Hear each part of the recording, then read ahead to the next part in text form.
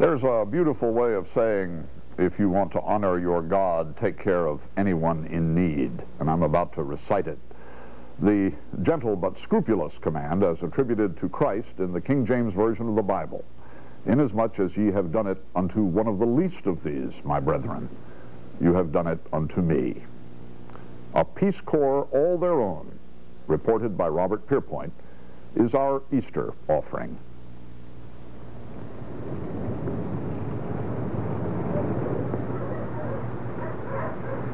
I think that Americus, Georgia is just like another country because they're living in such poverty. It's something that we're not exposed to where we live, and a lot of us come from cities where we have our slum house, you know, whatever, but it's nothing compared to the shacks that you see in Americus. Jennifer Pope is 18 years old. She is a freshman at DePauw University in Greencastle, Indiana. Oh, close my eyes, White. That sounds like a good idea, Anne. Jennifer is one of 16 DePauw students who spent 2.5 weeks in Americus, Georgia in January helping the poor. Forgot to mention on my clothing. She is part of what might be called DePauw's own private Peace Corps. Over the years, 1,200 DePauw students have helped out in dozens of communities around the world. DePauw student teams are working this year in Sierra Leone, West Africa, Peru, Nicaragua, Guatemala, and here in rural Georgia. Americus is one of the poorest communities in the country. When you first walk in, there's a room that has about 6 beds, and then in the back room they have a kitchen, the refrigerator. The only thing I noticed the appliance they had was a refrigerator. And all throughout the house there's pots and pans and bowls and stuff set out to collect the rain when it rains through. I think most people come back with a new understanding of the world.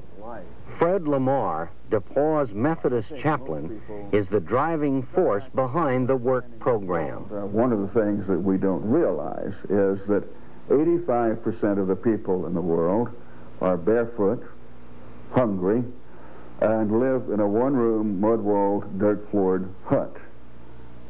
But it doesn't mean anything until you've slept on the floor a few nights and been waked up by the donkeys at 3:30 and had to get up at 2:30 because the fleas were so bad you couldn't sleep anyway. Then you get a whole new understanding of what life is about.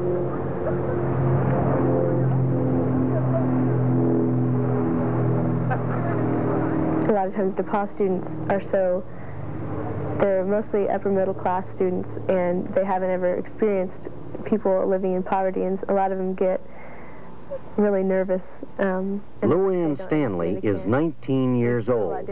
She is a sophomore from Terre Haute, Indiana. We have a lot of students from suburbs, and they just aren't used to seeing it. They don't see it in their own homes, and they just don't go to the places where they would see it. And then first, then. Luann and her classmates are attending a college that was founded by the Methodists in 1837. DePauw is still very Christian-oriented. Its 2,300 students come largely from the Midwest. Most belong to sororities and fraternities. One of the trickiest things to do is to try to figure out how to interact in another culture, and whether that culture be Georgia. Chaplain Lamar's program is extremely popular, but the school can send out only about 140 students in the annual program. I guess what we're going to try to do the next 3 hours is pick your brain up, take it out of your head, turn it 90 degrees, and put it back in. Because what we have to do is learn to see the world not through our Midwestern eyes, but through the eyes of the people with whom we're going to work. And this may be the most Just before leaving campus, the students participated in lectures and games designed to help them cope with a new culture. Awesome, awesome, awesome. Thanks, appreciate it. Everybody quit. Game's over. Jennifer's going to tell us about the culture. Hopefully, the tourists who go over there will be able to make it in that culture by what she says. Okay? Okay, all the guys were in groups together, and all the girls were in groups together, and there were 3 or 4 groups, and they're all staying real close, and all the girls were barefooted, and they're...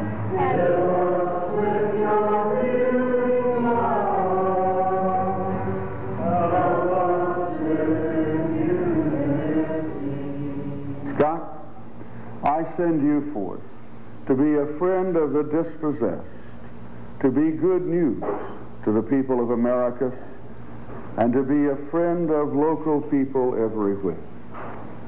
Claim the promise that you will always be one of those who care. Okay, can somebody help me down below? Most days, the students in Americus worked outdoors, demolishing old shacks or helping build new houses. Sometimes they got help from members of families who will move into these new homes. When it got too cold, the students worked indoors, stuffing fundraising envelopes for Habitat.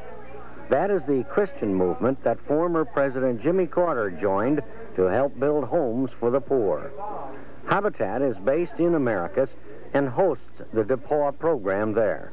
When all the white people came, when after her son or grandson or whoever had talked to the Habitat people, she was embarrassed by all these white people because she was not used to having them around, and she was not used to them doing nice things for her. Okay, fair enough. At the end of each workday, the students gathered for a session they called Reflections.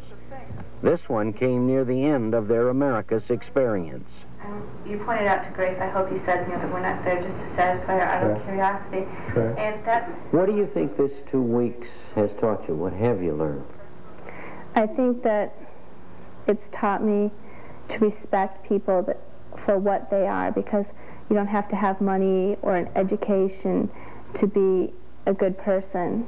And there are a lot of people out there who just haven't had the opportunity. And Jennifer Pope, like whose home is in Shaker Heights, Ohio, says she hopes to return to Americus this summer to help some more. You really have to look beyond how they dress and what kind of house they live in and what race they are and that sort of thing.